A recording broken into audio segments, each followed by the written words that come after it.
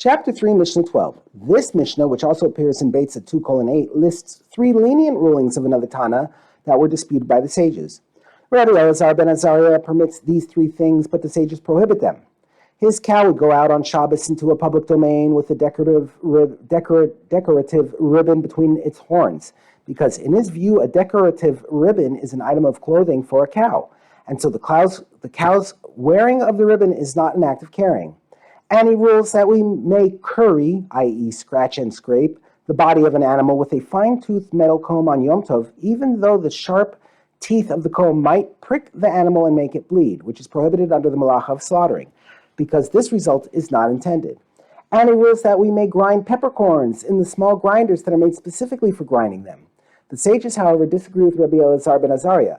In their view, a cow may not be let out with a decorative ribbon between its horns because they hold that it is not an item of clothing. They prohibit currying an animal with a fine-toothed metal comb because that might make the animal bleed, and they prohibit grinding peppercorns in a regular pepper grinder because doing so seems like a weekday activity. The Mishnah elaborates upon currying an animal on Yom Tov.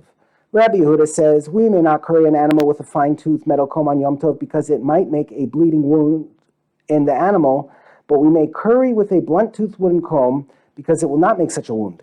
However, the sages say we may not curry with a metal comb or with a wooden comb, because if a wooden comb would be allowed, people might think that all combs are allowed, even metal ones.